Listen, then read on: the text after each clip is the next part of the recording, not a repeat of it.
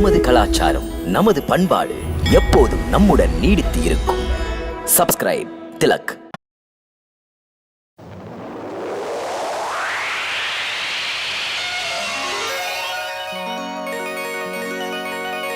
விக்ரம் விக்ரம் விக்ரம் வேதாளம் செய்யும் ஜாலம். விக்ரம் விக்ரம் விக்ரம் வேதாளம் செய்யும் ஜாலம். விக்ரம் விக்ரம் விக்ரம் வேதாளம் செய்யும் ஜாலம். விக்ரம் விக்ரம் விக்ரம் வேதாளம் செய்யும் ஜாலம். விக்ரமாதித்தன் வீரன் மாவீரன் சக்கரவர்த்தியின் சாகச கதைகள்.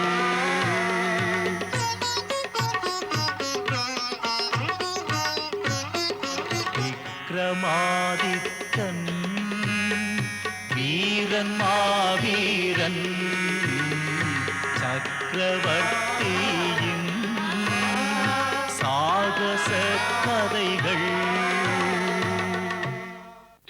வேதாளம் மீண்டும் முருங்கை மரத்தில் ஏறிக்கொண்டது.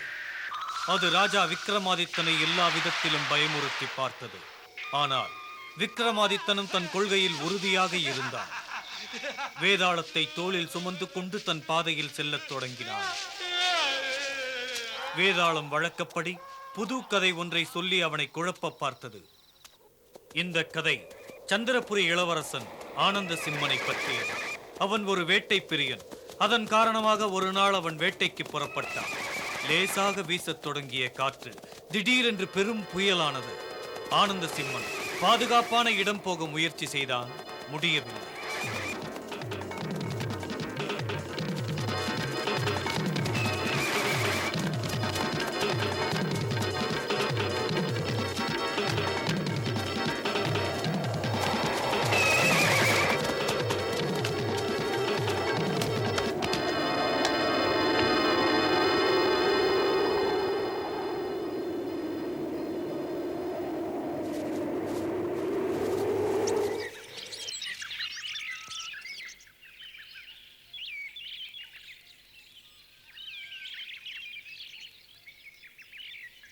இவன் நம்ம ஊர்க்காரன் அல்ல, வெளிநாட்டுக்காரன்.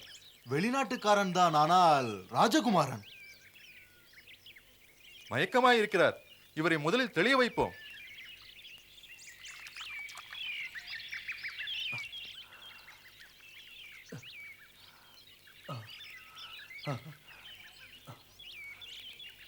எமது அவந்திபுர மன்னரின் படை வீரர்கள் நாங்கள்.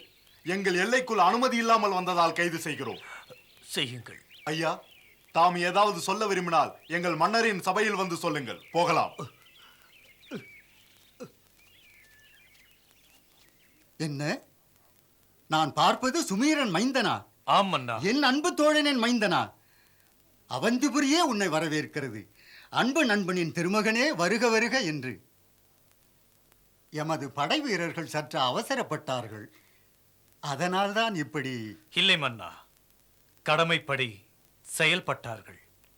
பிழையாக நான் நினைக்க மாட்டேன். பாராட்ட வேண்டும் அவர்களை. அவர்கள்தான் என்னை காப்பாற்றினார்கள். இனிமேல் என் நாட்டுக்கு திரும்புவதற்கு என்னை அனுமதியுங்கள். இல்லை, எதிர்பாராமல் வந்தாய். நண்பரின் மகனே, 4-5 நாள் இருந்தால் என்ன? இல்லை மன்னா, போகாமல் இருந்தால் அப்பா கவலைப்படுவார் அல்லவா? இப்போதே சொல்லி அனுப்புகிறேன். நண்பரே, உங்கள் மகன் என்னிடம் இருக்கிறார் என்று. அவ்வளவுதானே? அமைதியாக இங்கே இரு, எமது அதிதியாக. மன்னர் தர்மவீரன் ஆனந்த சிம்மனை மிக சிறந்த முறையில் தன் மாளிகை விருந்தாளியாக பெருமைப்படுத்தினார். ஆனந்த சிம்மன் நிம்மதியாக இருந்தான். அமைதியாக உறங்கினான்.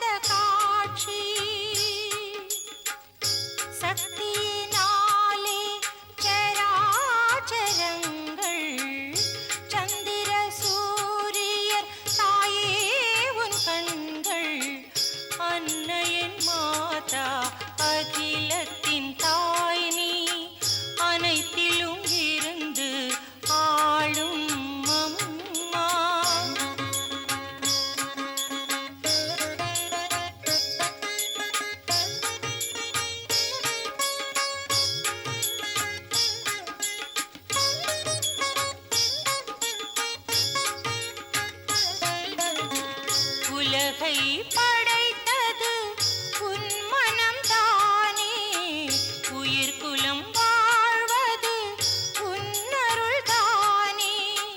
பல பல வடிவம் எடுக்கின்றாய் நீ, பார்க்கும் வடிவில் இருக்கின்றாய் நீ.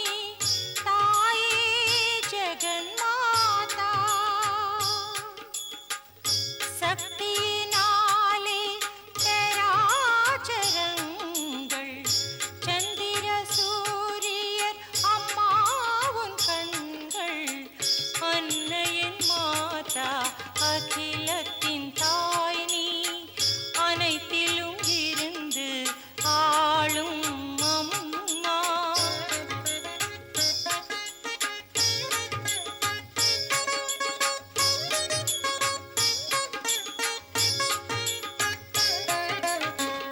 அன்னையின் மகிமை அறிந்தவர் யாரே, அறிந்தவர் சொன்னதை உணர்ந்தவர் யாரே.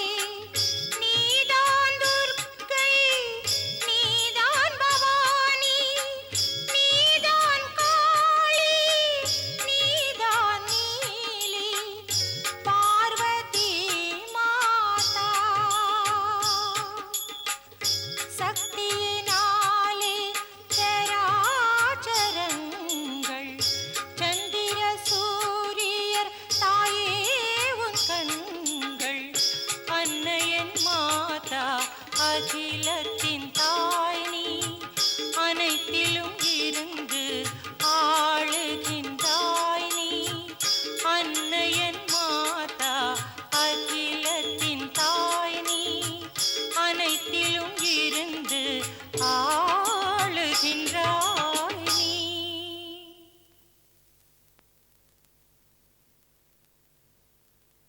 இனிமையான குரல், இதமான கீதம், பக்தி உணர்ச்சி நிறைந்திருந்தது.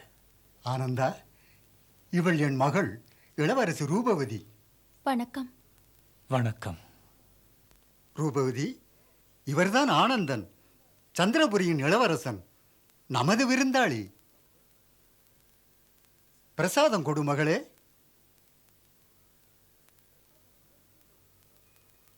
பிரசாதம் இவருக்கும் கொடு.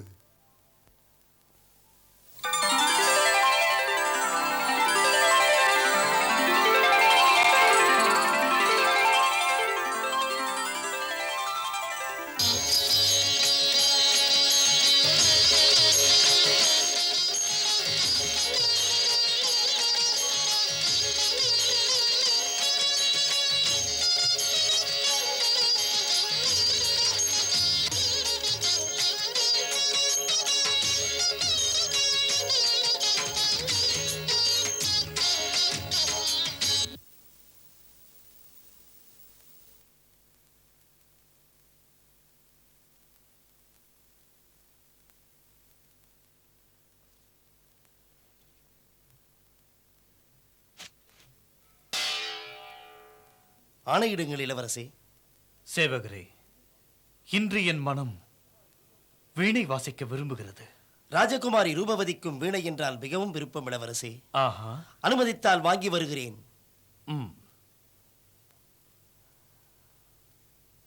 ராஜகுமாரியம்மா வீணை வாசிப்பதை விரும்புகிறாள்.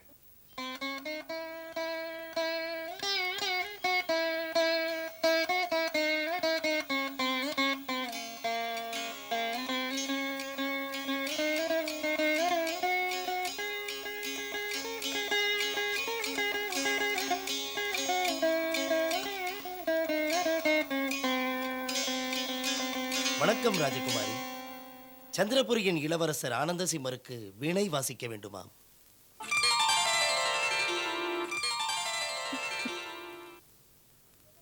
எடுத்துச் செல். இளவரசருக்கு என் வணக்கத்தை சொல்.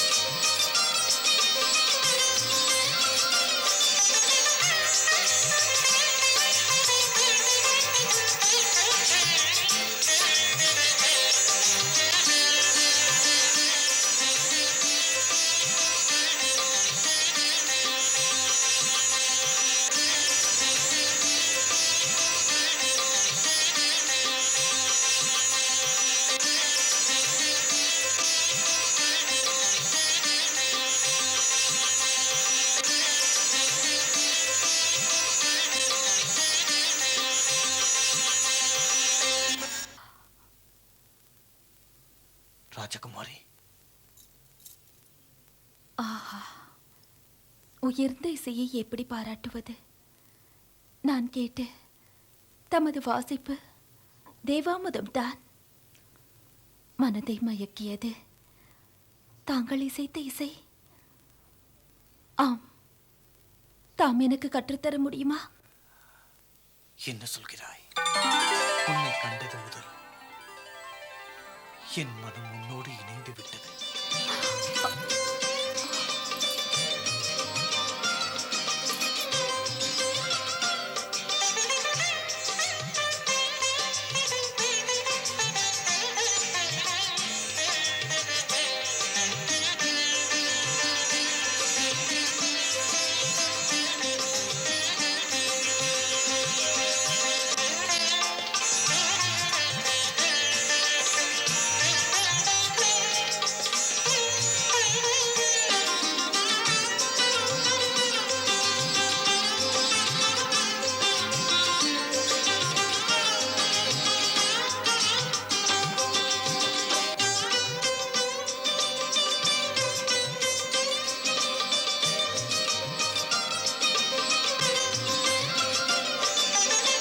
உண்மையை மறைக்கக்கூடாது. மன்னர் பிரானிடத்தில் இதை பற்றி சொல்லி மனம் புரிந்து கொள்கிறேன்.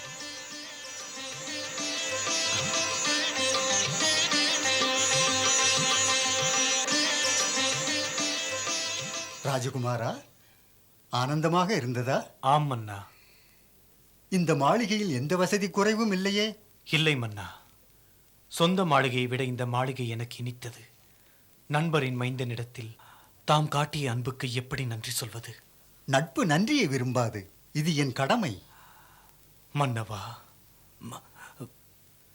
மனதில் உள்ளதை பேச வேண்டும். யோசிப்பது ஏன்? என்ன தேவை? மன்னிக்க வேண்டும். தனியாக பேச வேண்டும்.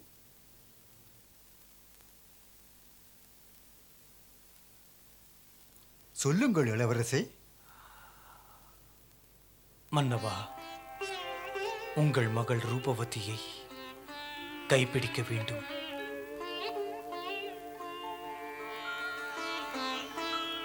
மகனே, இப்போது அதை பற்றி பேசும் நிலையில் நான் இல்லை. அதிர்ஷ்டமில்லை. முன்னாலேயே இது பற்றி நான் ஒரு முடிவு எடுத்து விட்டேன். சில நாட்களுக்கு முன்னால் தான் எனது ராஜகுமாரியின் கல்யாணத்தை சுந்தரபுரியின் ராஜகுமாரனுக்கு நிச்சயித்து விட்டேன்.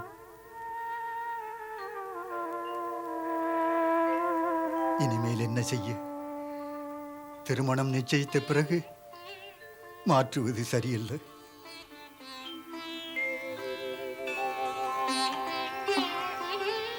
மாட்டேன். மன்னர் ஏற்பாடு எனக்கு தெரியாது. மன்னரின் முடிவு எனக்கும் தெரியாது.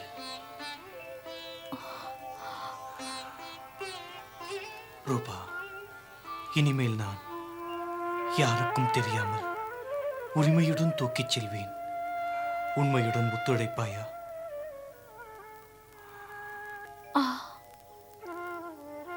இப்போதே எப்படி அழைத்தாலும் உங்களோடு வருவேன். ரூபா, குதிரை கிடைக்குமா? நகருக்கு வெளியே ஹரிராம் குதிரை வியாபாரி, அவரிடம் விதவிதமான குதிரைகள் இருக்கிறது. சரி,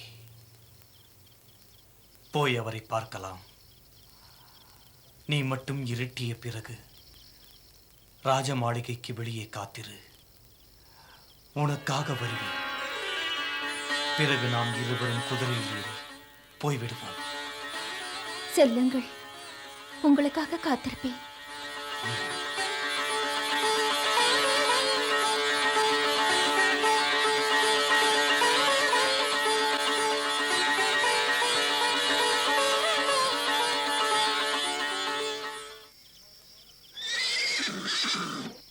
பிரமாதமான குதிரைகள் இருக்கின்றன. இது வயதானது.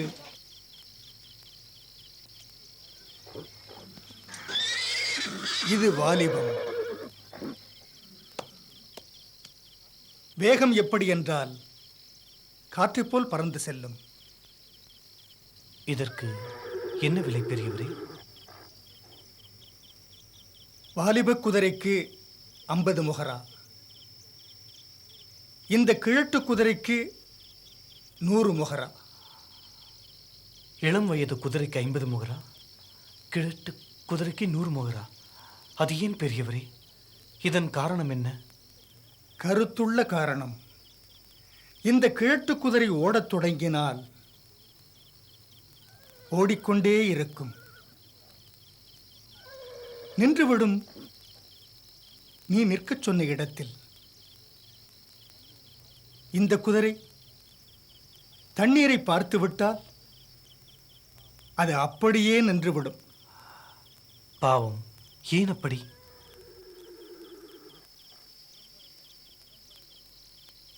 அதன் பரம்பரை அப்படி.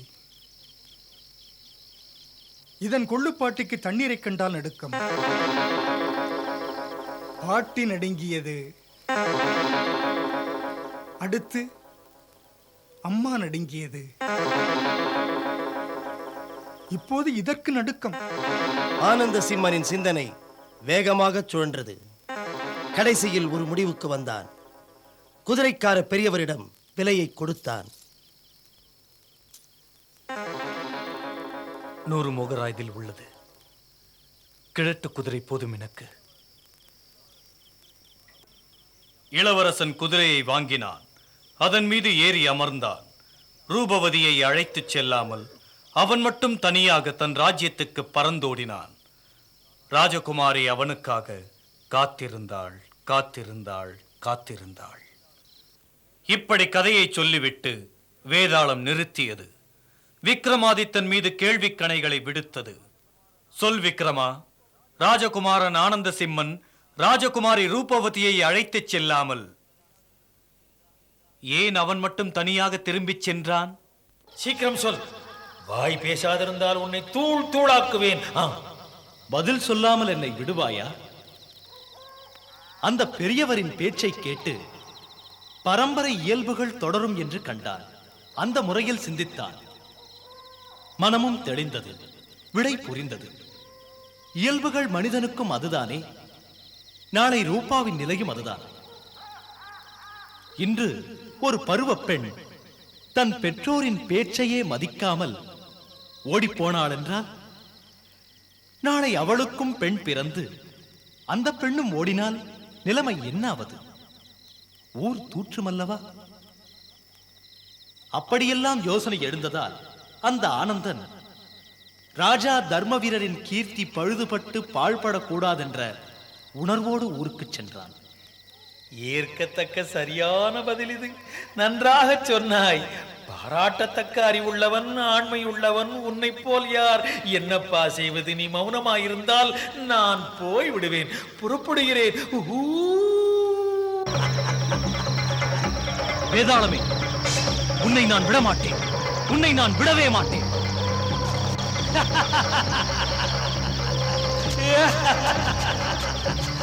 என்னை பின்தொடர்ந்து வராதே.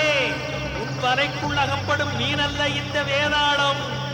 யாருக்காக நீ செயல்படுகிறாயோ அவன் ஒரு கொடியவன்.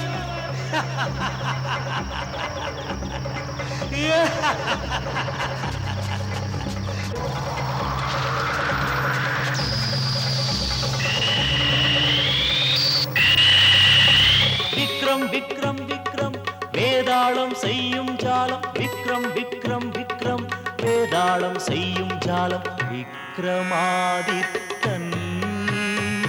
வீரன் மாவீரன், சக்கரவர்த்தியின் சாகச கதைகள்